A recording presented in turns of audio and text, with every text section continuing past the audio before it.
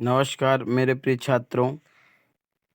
आज हम रसायन विज्ञान के ऑर्गेनिक केमिस्ट्री से लेकर के कुछ ऑब्जेक्टिव आ रहे हैं जो परीक्षाओं के लिए बहुत ही महत्वपूर्ण हैं। तो सबसे पहले हम बात करेंगे क्लोरोफॉर्म एक है। क्लोरोफॉर्म क्या है? तो सबसे पहले दोस्तों हमको ये जानना चाहिए कि क्लोरोफॉर्म का जो सूत्र होता है वो क्या होता है। तो सबसे पहले जैसा कि आप जानते हैं कि क्लोरोफॉर्म का सूत्र होता है CHCl3। तो देखिए, जब क्लोरोफॉर्म का यहाँ पे फार्मूला मैंने लिख दिया तो आप जान सकते हैं कि कितने क्लोरीन परमाणु हैं, 3 हैं। तो आप जल्दी से कमेंट करके मुझे बताइए कि क्लोरोफॉर्म है एक क्या है? प्राइमरी हैलाइड है, टर्सरी हैलाइड है, कि ट्राई हैलोजन भी उत्पन्न है, कि टेट्रा हैलोजन भी उत्पन्न है? जल्दी से बताइए कि क्लोरोफॉर्म एक क्या है। तो चलिए, समय आपका पूरा हुआ। मैं बताता हूँ, इसका सही आंसर हो जाएगा क्लोरोफॉर्म एक ट्राई हैलोजन व्युत्पन्न है। प्रश्न नंबर दूसरा, यहाँ पे प्रश्न क्रमांक दूसरे की मैं बात कर रहा हूँ। यहाँ पे आपको एक चीज़ और इसमें ध्यान रखना पड़ेगा। जैसे ये प्रश्न जो ऑब्जेक्टिव टाइप से हैं ये एक नंबर में भी आ सकते हैं। ऐसा भी पूछ सकता है, क्या होता है जब एथिल ब्रोमाइड को अल्कोहलिक कास्टिक पोटास के साथ उबाला जाता है? यहाँ पे दो प्रकार प्रश्न बन सकते हैं। देखिए, एथिल ब्रोमाइड का सूत्र होता है C2H5Br प्लस KOH। तो चेंज इनटू हो जाएगा, यदि जलीय KOH कहता है तो ये आंसर इसका हो जाएगा C2H5OH प्लस KBr बाहर निकल जाएगा। ये बहुत ही कंफ्यूजन वाला प्रश्न है, इसको ध्यान से देखिए आप लोग कि एथिल ब्रोमाइड को यदि एल्कोहलिक कास्टिक पोटास के साथ कह रहा तो उसका आंसर क्या होगा, और यदि जलीय KOH के साथ कह रहा तो उसका आंसर क्या होगा। तो यहाँ पे देखिएगा, इसका सही आंसर अब दूसरा, चूंकि यहाँ पे एक एल्कोहलिक पूछा है तो इसमें अपन पुनः इसको जब दूसरे से लगाएंगे तो इसका सही आंसर क्या आएगा? देखिए, C2H5Br प्लस जली एल्कोहलिक है, सॉरी, KOH। तो इसका आंसर चेंज इनटू बनेगा जो, तो यहाँ से KBr बाहर निकल जाएगा, OH लेके H2O बाहर निकल जाएगा, तो बचेगा C2H4 plus KBr plus H2O बाहर हो जाएगा। तो इसका सही आंसर हो जाएगा, क्या हो जाएगा? सही आंसर इसका ethylene CH2 double bond CH2। तो सही आंसर इसका ये हो जाएगा। प्रश्न क्रमांक 3 की हम बात करेंगे। एलिल हैलाइड निम्न में से कौन सा है? तो यहाँ पे देखिए, CH2 double bond CH bond Cl, CH2 double bond CH, ये तो आप इसको ऐसे भी से देख सकते हैं, जिस हाइड्रोजन परमाणु जिस कार्बन परमाणु से जुड़ा हो उसकी उसमें sp3 यदि संकरण हो रहा है तो वो कौन सा होगा? एलिल हैलाइड होगा। तो इसका सही आंसर आप कह सकते हैं ये कौन सा होगा? तीसरा नंबर होगा। आगे हम बात करेंगे नेक्स्ट क्वेश्चन, प्रश्न क्रमांक 4। एथिल ब्रोमाइड की अभिक्रिया सोडियम धातु से शुष्क ईथर की उपस्थित पर करते हैं तो क्या बनता? ध्यान रखिएगा, ये प्रश्न जो मैं लेकर आया हूँ ये एक नंबर में भी अक्सर पूछ देता है कि क्या होगा जब एथिल ब्रोमाइड की अभिक्रिया सोडियम धातु से शुष्क ईथर की उपस्थिति में कराएंगे। तो वैसे आप लोग जानते होंगे ये किस प्रश्न का आंसर है, तो ये एक बूटज अपक्रिया है। तो एथिल ब्रोमाइड का सूत्र यहाँ पे मैं बात करूँ तो एथिल ब्रोमाइड का वही अभी मैंने पीछे भी बताया, C2H5Br प्लस सोडियम धातु से तो plus Na in presence of शुष्क ईथर। तो देखिए, NaBr बाहर निकल जाएगा और यहाँ पे 2 मॉलिक्यूल्स ले लेना है, तो चेंज इनटू बन जाएगा C2H5 बॉन्ड C2H5। तो इसका सही आंसर 4 कार्बन हो गए, तो इसका सही आंसर हो जाएगा दोस्तों ब्यूटेन। तो इसको ध्यान रखिएगा, ये बूटज अपक्रिया बहुत कई प्रकार से घुमा के प्रश्न देता है और लास्ट इन बच्चों से ये प्रश्न नहीं बनता है। मैं प्रश्न क्रमांक 5 की बात करूंगा। प्रश्न क्रमांक 5 है, DDT बनाने में क्लोरोबेंजीन किससे अभिक्रिया करता है? तो देखिए, सबसे पहले आप जानिए DDT का पूरा नाम क्या है। तो DDT का पूरा नाम है डाइफेनिल ट्राइक्लोरोएथेन। बताइए आप लोग, मैं वेट कर रहा हूं, आप देखते हैं कितने लड़के इसका सही आंसर देते हैं। DDT का पूरा नाम लिखिए, कमेंट में बताइए DDT का पूरा नाम क्या है। बताइए, DDT बनाने में क्लोरोबेंजीन किससे अभिक्रिया करेगा? चारकोल के साथ, कि क्लोरल के साथ, कि नेप्थेलीन के साथ, कि फिनाल के साथ? किससे क्रिया करेगा बताइए। तो डीडीटी बनाने में क्लोरोबेंजीन किससे अपक्रिया करता है? तो सही आंसर है क्लोरल। क्लोरल का सूत्र होता है CCl3CHO। अब प्लस क्लोरोबेंजीन की क्रिया करा देंगे, Cl के 2 मॉलिक्यूल्स ले लेना यहाँ पे, तो चेंज इनटू बन जाएगा DDT। तो ये भी प्रश्न के लिए भी बहुत मोस्ट है, ऑब्जेक्टिव के लिए भी मोस्ट है कि DDT बनाने में क्लोरोबेंजीन किससे अपक्रिया करता है?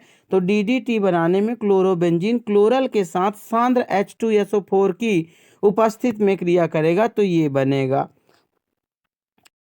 अगला प्रश्न है फ्रियान का सूत्र क्या होगा? तो बताइए, यहाँ पे आपके पास 4 ऑप्शन है। CCl2F2 है, CCl2F3 है, CF2CCl4 है, इनमें से कोई नहीं। तो फ्रियान का उपयोग आपको पता होगा कि फ्रियान का उपयोग प्रशीतक के रूप में किया जाता है। तो बताइए फ्रियान का सूत्र क्या है? यहाँ पे 4 ऑप्शन है, कमेंट करके बताइए जल्दी से। CCl2F2, CCl2F3, CF2Cl4।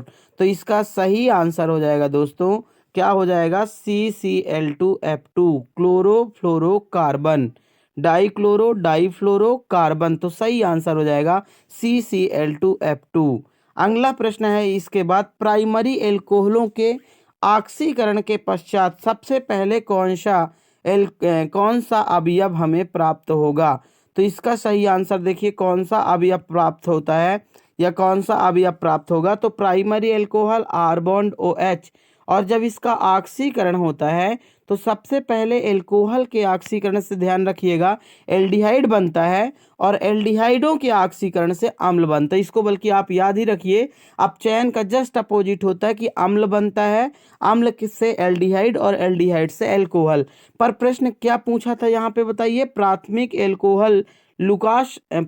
एल्कोहल के ऑक्सीकरण के पश्चात पहला अवयव जो प्राप्त होता है वो कौन सा होता है? तो सबसे इसका सटीक आंसर हो जाएगा एल्डिहाइड। पहले एल्डिहाइड बनता है। अगला प्रश्न देखिए, इसके बाद हम प्रश्न क्रमांक 6 की बात कर रहे हैं, प्रश्न क्रमांक 8 की, सॉरी। एल्कोहल में क्रियाशील मूलक होता है, या कि ऐसे भी पूछता है एल्कोहल में कौन सा समूह होता है? तो इसका सही आंसर, ये तो लगभग सभी से जानते होंगे, इसको आप लोग कमेंट करके बताइए, एल्कोहल में कौन सा समूह? बॉन्ड OH है, बॉन्ड CHO है, C डबल बॉन्ड O है, बॉन्ड NH2। इसको मैं छोड़ रहा हूँ, इसको आप लोग अपने से सॉल्व करके मुझे भी बताइए कि इसका सही आंसर क्या होगा। ग्लिसरॉल है। अब ये प्रश्न आता, ग्लिसरॉल क्या है? जल्दी बताइए। 1 hydric alcohol, 2 hydric alcohol, 3 hydric alcohol, इनमें से सभी। तो सबसे पहले अपन फार्मूला देख ले, ग्लिसरॉल का फार्मूला क्या होता है? CH2 bond OH, bond CH bond OH, और लास्ट में CH2 बॉन्ड OH। ये ग्लिसरॉल का फार्मूला है। तो यहाँ पे कितने OH है? 3 है। तो ग्लिसरॉल का IUPAC नाम होता है प्रोपेन 1,2,3 ट्राइआल, और यहाँ पे हो जाएगा 3 हाइड्रिक एल्कोहल। तो इसका सही आंसर हो जाएगा 3 हाइड्रिक एल्कोहल। प्रश्न क्रमांक 10, डाई एथिल ईथर एवं मेथिल प्रोपिल ईथर किस प्रकार के समव्ययी हैं? ये पूरा प्रश्न नहीं दिया हुआ है, पर मैं बता रहा हूँ। डाई एथिल ईथर का सूत्र क्या होता है? C2H5O C2H5, और मेथिल प्रोपिल का सूत्र CH3O C3H7। दोनों का फार्मूला लिख लो। यहाँ पे हम देखेंगे कि क्रियात्मक समूह जो है दोनों में सेम है, क्रियात्मक समूह में कोई परिवर्तन नहीं हो रहा, इसमें भी O है और इसका भी समूह O है। तो यहाँ पे कौन सी समव्ययता होगी? सिर्फ ग्रुप चेंज हो रहे हैं, तो यहाँ पे समव्ययता होगी मध्याव्ययता, इंग्लिश में इसको बोलते हैं मेटामेरिज्म। तो ये ऑब्जेक्टिव दोस्तों अध्याय आपके एल्कोहल, फिनॉल और ईथर वाले से ये ऑब्जेक्टिव मोस्ट है, थोड़ा सा ध्यान रखिएगा। कभी कभी ऐसे भी कह देता, बताइए कि C2H5O, नहीं ऐसे कह देगा, बताइए C4H10O के समव्ययियों के नाम लिखिए, 2 नंबर में पूछ सकता है। फिनाल को जस्ता के चूर्ण के साथ जस्ता के चूर्ण के साथ उबालने पर क्या बनता है? तो इसको आप अपने से बताइए कि फिनाल यदि इससे क्रिया करेगा तो क्या बनेगा। तो ये भी बहुत सरल प्रश्न है कि फिनाल को जस्ता के चूर्ण के साथ उबालने पर क्या बनता है।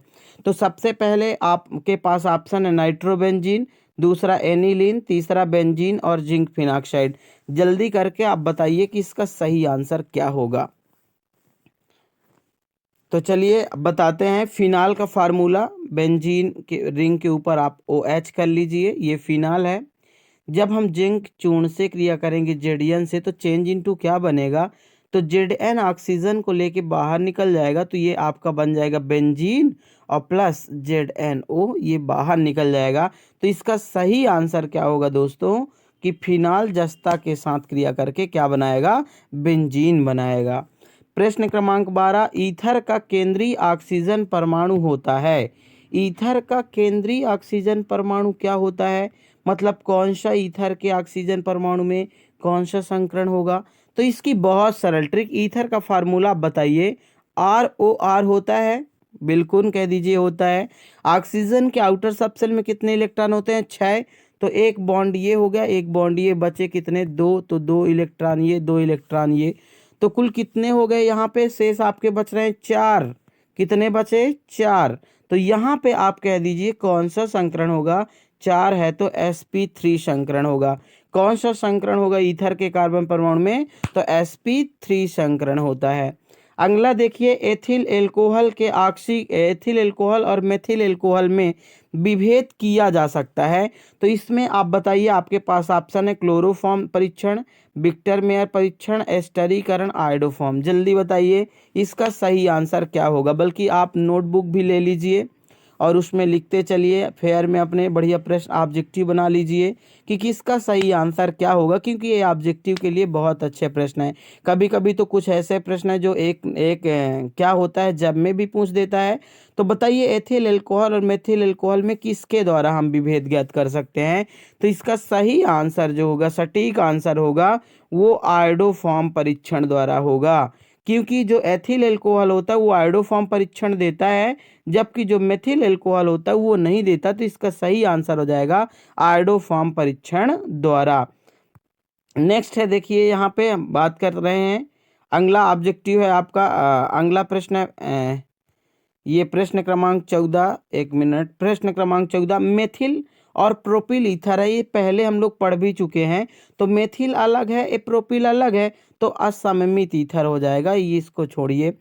फार्मेल एल्डिहाइड CH3 MgBr के साथ, मतलब फार्मेल एल्डिहाइड ग्रिग्नार्ड अभिकर्मक के साथ क्रिया करके क्या देगा। तो चलिए तो कठिन है थोड़ा सा। ऑप्शन है C2H5OH, CH3COOH, CH3CHO और लास्ट में आंसर नहीं दिख रहा यहाँ पे स्क्रीन पे, HCOOH होगा। तो सबसे पहले चलिए हम देखते हैं कि कौन सा सही होगा, सही कौन सा होगा, आप करके देखिए और मुझे कमेंट करिए। फार्मेल एल्डिहाइड का सूत्र HCHO होता है।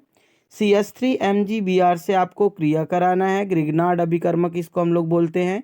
तो देखो वैसे जनरली इजी है, ये CH3 तो CH3, ये CH तो इसको आप लिख दीजिए CH2। अब इसका क्या बच रहा है, इसका बचेगा O, तो O यहाँ पे हो जाएगा OH अब प्लस MgBrOH बाहर निकल जाएगा, यहाँ पे बैलेंस कर लेंगे हम लोग।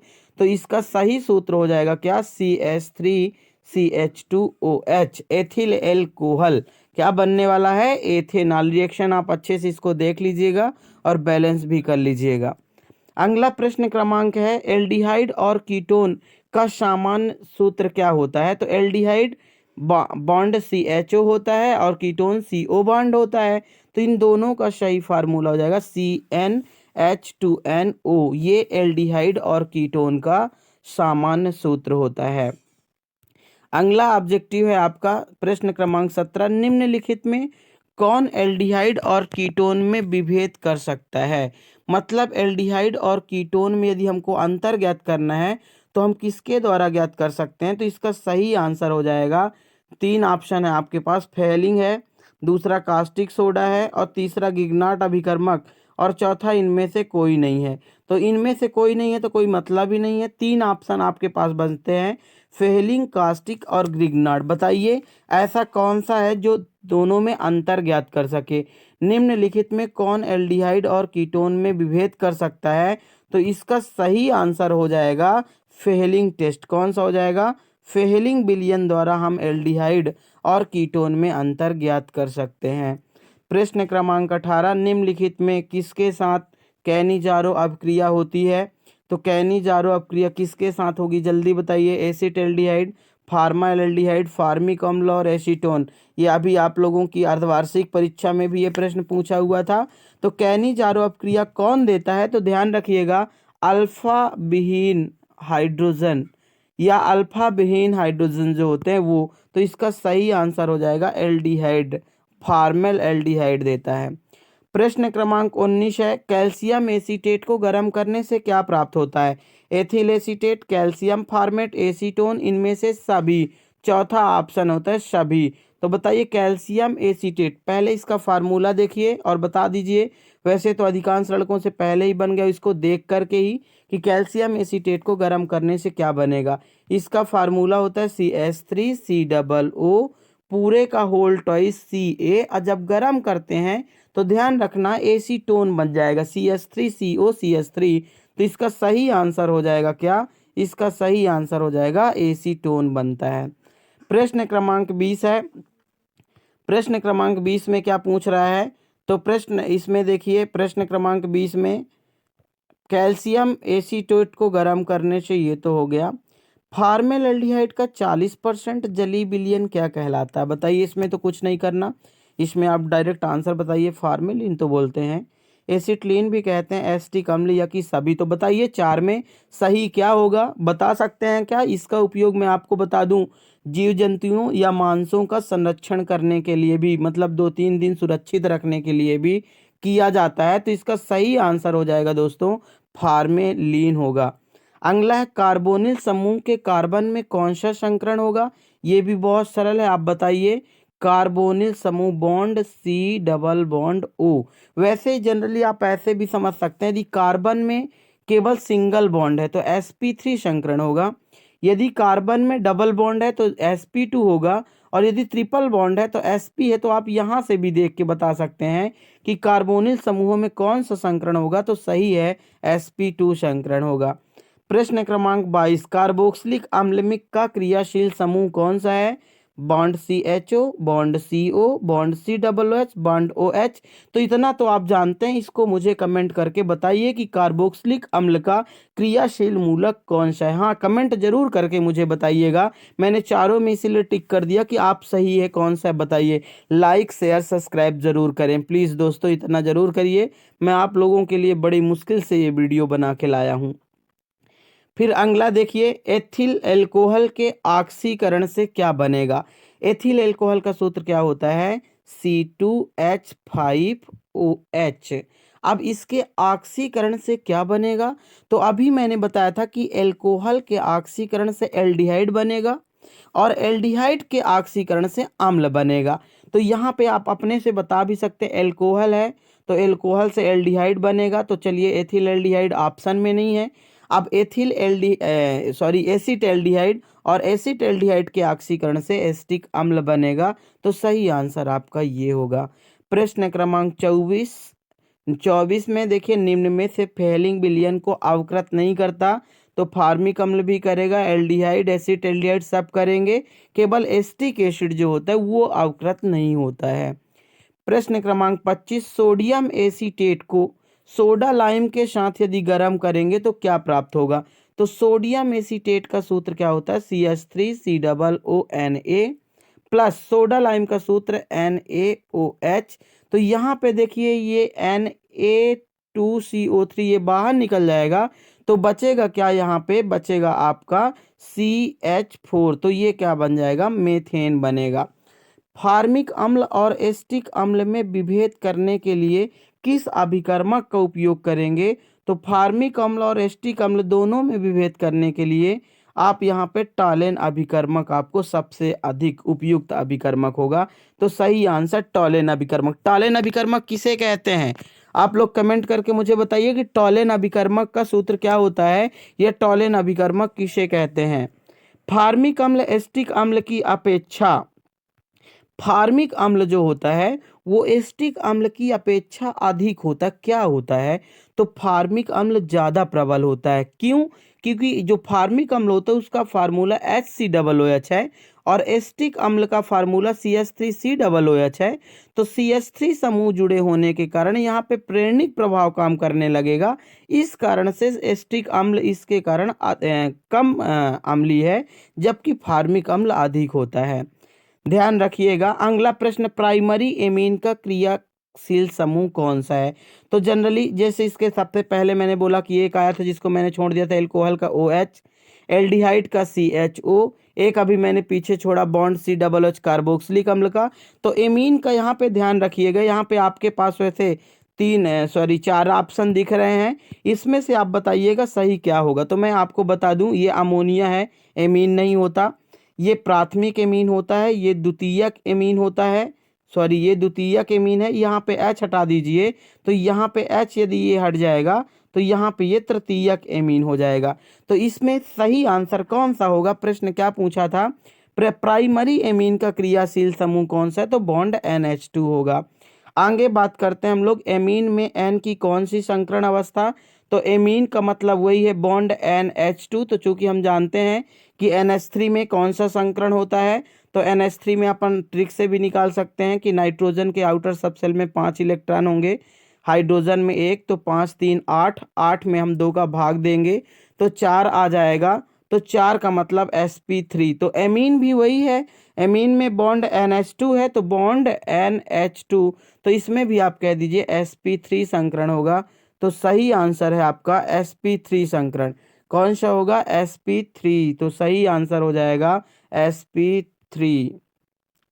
आगे चलिए, नेक्स्ट क्वेश्चन है आपका प्रश्न क्रमांक 30, एमीन किसके व्युत्पन्न होते हैं? तो अभी अभी मैंने इसके पहले बताया कि अमोनिया का सूत्र NH3 होता है। जब कोई एक एल्किल समूह जुड़ता है तो प्राथमिक एमीन, 2 जुड़ेंगे द्वितीयक, 3 जुड़ेंगे तृतीयक। तो इसका सही आंसर क्या होगा जाएगा दोस्तों? NH3 होगा। आगे देखिए आप, एथिल एमीन की अभिक्रिया यदि हम नाइट्रस अम्ल से कराते हैं तो हमें कौन सा उत्पाद प्राप्त होगा, ये देखिए। तो इसमें भी आप रिएक्शन करिए। एथिल एमीन का सूत्र बताइए। तो C2H5NH2, ये एथिल एमीन का सूत्र है, C2H5NH2। नाइट्रस अम्ल का सूत्र क्या होता है? HNO2, या इसको हम ऐसे भी लिख सकते हैं, प्लस HNHONO, ऐसे लिख दीजिए तो और सरल है। तो यहाँ से देखिए साफ दिख रहा है कि H2O बाहर निकल जाएगा। दूसरा यहाँ पे N2 गैस ये बाहर निकल रही, तो बचा क्या? C2H5OH। तो ऐसे प्रश्नों को एकदम आराम से करना है। ये वस्तुनिष्ठ में भी आ सकते हैं। और क्या होता है जब के लिए बहुत मोस्ट प्रश्न है कि क्या होता है जब एथिल एमीन की अपक्रिया नाइट्रस अम्ल से कराई जाती है। 32वां प्रश्न है, निम्नलिखित में किस विधि से मेथिल एमीन बनाया जाता है? तो देखिए, बूटज अपक्रिया से एल्केन बनता है, तो ये नहीं होगा। फ्रीडल क्राफ्ट से एल्किल बेंजीन, तो ये नहीं होगा। और कोल्बे से सैलिसिलिक बनता है, तो ये 3 ठो तो नहीं होंगे। तो बचा क्या? हाफमैन ब्रोमाइड अपक्रिया। इसकी मैट्रिक वीडियो में बनाकर भेजूंगा। प्लीज़ मेरे चैनल को लाइक, शेयर और जो पहली बार देख रहे हैं वो सब्सक्राइब जरूर करें, ताकि मैं ऑर्गेनिक केमिस्ट्री की जो रिएक्शन है उनकी वीडियो बनाकर आप तक सेंड कर सकूं, पहुंचा सकूं। प्रश्न क्रमांक 33 है। देखिए यहाँ पे हम बात करेंगे प्रश्न क्रमांक 33, निम्न में से प्रश्न क्रमांक 33, एक मिनट। प्रश्न क्रमांक 33 है, निम्न में कौन सा कार्बोहाइड्रेट टॉलेन अभिकर्मक के साथ रजत दर्पण देता है? तो देखिए इसमें से ये बहुत कठिन प्रश्न है। हमने पढ़ा था एल्डिहाइड टॉलेन अभिकर्मक के साथ रजत दर्पण देते हैं, पर यहाँ ऑप्शन ही एल्डिहाइड नहीं है। पहला ऑप्शन है आपका सुक्रोज, ये तो नहीं लग रहा मुझे। फ्रैक्टोज थोड़ा सा लग रहा है। ग्लूकोज हो सकता है। और लास्ट ऑप्शन स्टार्च। तो बताइए कि कौन सा टॉलेन अभिकर्मक के साथ रजत दर्पण देगा? तो दोस्तों इसका सही आंसर हो जाएगा ग्लूकोज। कोई पूछ भी सकता ग्लूकोज क्यों? तो हम जानते हैं कि ग्लूकोज और फ्रैक्टोज दोनों का फार्मूला सेम होता है, लेकिन ग्लूकोज में एल्डिहाइड समूह होता है इसलिए इसको एल्डोज बोलते हैं, और फ्रैक्टोज में कीटोन समूह होता है इसलिए इसको कीटोज। तो इसका सही आंसर हो जाएगा दोस्तों क्या? ग्लूकोज। प्रश्न क्रमांक 4, निम्न में सबसे अधिक मीठी शर्करा कौन सी है? देखिए यहाँ पे एक ऑब्जेक्टिव आप और याद करिएगा, सुक्रोज को गन्ने की शर्करा, फ्रैक्टोज को फल शर्करा, माल्टोज को माल्ट शर्करा, लैक्टोज की दुग्ध शर्करा। तो अब बताइए इनमें से सबसे मीठी शर्करा कौन सी है? तो वो है फ्रैक्टोज जो फलों में पाई जाती है। और सबसे कम मीठी कौन है? सबसे कम मीठी, ध्यान रखिएगा, वो है लैक्टोज। एमिनो अम्लों में पाया जाने वाला क्रियात्मक समूह कौन सा है? एमिनो अम्ल की परिभाषा बताइए। एमिनो अम्ल किसे कहते हैं? ऐसे कार्बनिक यौगिक जिसमें एमिनो समूह बॉन्ड NH2 और बॉन्ड COOH दोनों पाए जाते हैं, उसको एमिनो अम्ल कहते हैं। तो इसका सही आंसर हो जाएगा दोस्तों क्या? A और B दोनों। प्रश्न क्रमांक 36, निम्न में साधारणतः शरीर द्वारा नहीं बनाए जाते। किसका निर्माण शरीर में नहीं किया जा सकता? एंजाइम हो सकता है, विटामिन ये भी लग रहा है, प्रोटीन ये भी हो सकता, हार्मोन्स। तो देखिए दोस्तों मैं बता दूं, ये एंजाइम और प्रोटीन और हार्मोन्स जो हैं ये शरीर में इनका संश्लेषण हो सकता है, बनाए जा सकते हैं। लेकिन एक ऑप्शन जो आपका नया समझ में आ रहा, विटामिन, तो विटामिन का निर्माण शरीर में नहीं होता है। तो सही आंसर विटामिन है। प्रश्न क्रमांक 37, DNA में विशिष्ट क्षारक है। अब देखिए वैसे तो मैं बात करूं तो पहले बात कर लूं, DNA में 4 क्षारक होते हैं, AGT80। तो यहाँ पे T ऑप्शन भी है, G भी है और C भी है। आप क्या करूं? तो यहाँ पे आपको ध्यान देना कि RNA में कौन से क्षारक होते हैं? तो AGCU। तो ए से ए कोई मतलब नहीं, जी से जी कोई मतलब नहीं, सी से सी। अब तो यहाँ बचते हैं ऑप्शन टी और यू। तो जब आपके पास विशिष्ट पूछा DNA में, तो सही आंसर क्या हो जाएगा? टी। T means thiamine. अगला है फ्रैक्टोज में क्रियाशील समूह। अभी अभी मैंने जस्ट बताया जब रजत दर्पण पढ़ा रहा था। तो फ्रैक्टोज में कौन सा क्रियाशील समूह होता है? तो लास्ट में अभी मैंने आपसे बताया, तो क्या आप इसका सही आंसर मुझे बता सकते हैं? कमेंट करिए। अभी अभी मैंने बताया कि ग्लूकोज ये, फ्रैक्टोज ये होता है। प्रश्न क्रमांक 39, विटामिन जो जल में विलेय होते हैं। तो दो प्रकार की विटामिन होती है, एक जल में विलेय होती है और एक वसा में। तो मैंने इसकी ट्रिक बनाई और ट्रिक भी, इसकी वीडियो भी मैंने अपलोड की, आप एक बार फिर से सुनिए। वसा मतलब, वसा का मतलब होता है B80 को छोड़कर सभी सभी वसा में विलेय होंगी और जो बच रही हैं वो जल में होंगी। मतलब आप कह सकते हैं कि विटामिन जो A, D, E, K जितनी भी विटामिन होती हैं सभी वसा में विलेय होती हैं, B और C को छोड़कर। तो इसका सही आंसर हो जाएगा दोस्तों विटामिन B और C। प्रश्न क्रमांक 40, टेरिलीन एक है, क्योंकि आप लोग जानते हैं टेरिलीन एक प्रकार का बहुलक है। तो ये कौन सा बहुलक है? ये एक कृत्रिम बहुलक है जो कि एथिलीन ग्लाइकॉल और टरथैलिक अम्ल से बनाया जाता है। प्रश्न क्रमांक 41, ऊन कैसा रेशा है? तो लगभग सबको पता है कि ये एक प्राकृतिक रेशा है ना। ऊन हमें संश्लेषित नहीं हो सकता, ये प्रकृति द्वारा प्राप्त होता है। प्राकृतिक रबड़ किसका बहुलक है? तो ये तो बहुत ही मोस्ट प्रश्न है। प्राकृतिक रबड़ आइसोप्रीन का बहुलक, किसका? सिस आइसोप्रीन या आइसोप्रीन का बहुलक है। अगला देखिए प्रश्न क्रमांक 43, बेलियम का उपयोग किसमें? अब यहाँ पे ध्यान रखना, थोड़ा सा इंग्लिश में पूछा है। एंटीबायोटिक का मतलब क्या होता है? प्रतिजैविक। एनालॉजिसिक मतलब होता है दर्दनाशी। बेहोशी की दवा एंटिस। उपशामक के रूप में एज ट्रॉन्क्यूलाइजर। तो सही आंसर इसका होगा प्रशांतक के रूप में ट्रॉन्क्यूलाइजर। यहाँ पे कभी कभी ध्यान दीजिएगा आप लोग कि जो आपसे प्रतिरोधी बनता रहेगा, पर प्रश्न में वो पूछ देगा कि एंटीसेप्टिक किसे कहते हैं। प्रतिजैविक आपसे बनेगा पर वो पूछ देगा एंटीबायोटिक किसे कहते हैं। प्रश्न क्रमांक 44 है आपका। नेक्स्ट क्वेश्चन है, फिनाल है तो एक फिनाल क्या है? तो देखिए फिनाल है तो फिनाल एक, इसके पहले मैंने एक और वीडियो डाली थी उसमें हमने बताया था कि फिनाल को क्या बोलते हैं। तो फिनाल का दूसरा नाम भी याद रखिएगा, बहुत आजकल पूछा जाता है, कार्बोलिक अम्ल। क्या बोलते हैं? कार्बोलिक अम्ल। तो फिनाल एक क्या है? तो देखिए कीटाणुनाशक, एंटीसेप्टिक प्रतिरोधी, डिसइंफेक्टेंट और एंटासिड। देखो पहले इनके हिंदी नाम जान लीजिए आप। एंटासिड को हिंदी में हम लोग बोलते हैं प्रति अम्ल और डिसइंफेक्टेड को बोलते हैं रोगाणुनाशी। तो बताइए इसका सही आंसर क्या हो जाएगा? तो फिनाल एक प्रकार का डिसइंफेक्टेड मतलब रोगाणुनाशी है। बस 6 प्रश्न और ही बचे, इनको आप लोग अच्छे से जरूर देखिएगा, ध्यान दीजिए। दर्द निवारक की दवाइयाँ क्या कहलाती हैं? ऐसी औषधियाँ जिनका उपयोग शरीर के दर्द या पीड़ा को कम करने के लिए किया जाता है, उसे हम क्या कहते हैं? दर्दनाशी कहते हैं। देख लीजिए ऑप्शन है कहीं पे? अरे ऑप्शन तो कहीं पे नहीं है। इसका मतलब मैंने बोला ना कि इस पार्ट में अधिकांशतः आपको ऑब्जेक्टिव इंग्लिश में आएंगे। आपसे हिंदी बन रही थी दर्दनाशी, पर देखिए दर्दनाशी कहीं पे लिखा ही नहीं है। तो अभी मैंने इसके पहले बताया एंटीबायोटिक का मतलब होता है प्रतिजैविक और एनालॉजेसिक मीन्स होता है दर्दनाशी। तो इसका सही आंसर हो जाएगा बी। प्रश्न क्रमांक 46, एंटासिड की प्रकृति की कैसी होती? देखो एंटासिड का मतलब पहले आप यदि हिंदी से जान जाएंगे तो अपने आप पता चल जाएगा। एंटासिड की प्रकृति कैसी होती है? एंटासिड, एंटा मतलब होता है प्रति, एसिड मीन्स होता है अम्ल। तो देखिए अब इसकी प्रकृति कैसी होगी? तो अम्ल का उल्टा। कितना अच्छा। यदि इंग्लिश से आएगा तो आपसे नहीं बनेगा, उसका हिंदी नाम भी आप जरूर जानिए, तब बनेगा कि एंटोस एसिड की प्रकृति कैसी होती है। इंग्लिश से भी वैसे इजी है।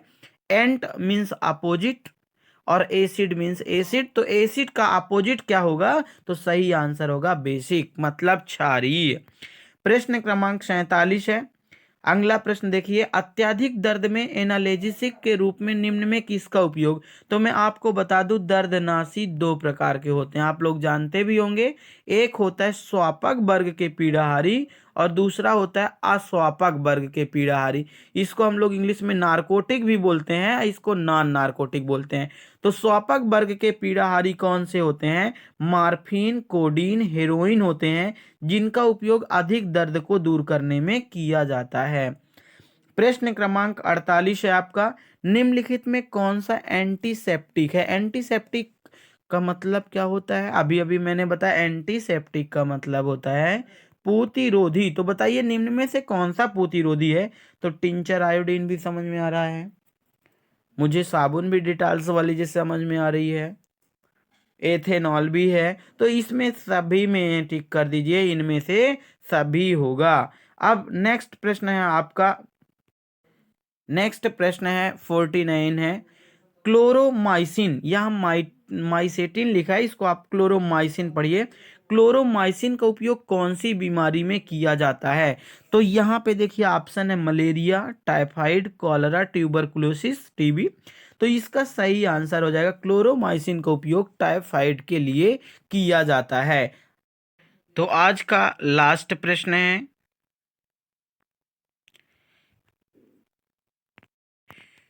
निम्न में से कृत्रिम मधुरक कौन सा है? यहाँ पे लिखा क्या है? कृत्रिम मीठा अभिकर्ता कौन सा है? कृत्रिम मधुरक कौन सा है? तो कृत्रिम मधुरक कई होते हैं, सैकेरिन भी है, एस्पार्टम, ये तो 2 लग रहे हैं। तो तीसरे को भी आप क्लिक करिए तो इसका भी सही आंसर हो जाएगा इनमें से सभी। तो इस प्रकार से दोस्तों आप लोगों के लिए 50 ऑब्जेक्टिव थे, इनको आप कमेंट में मुझे लिखकर सेंड करिए।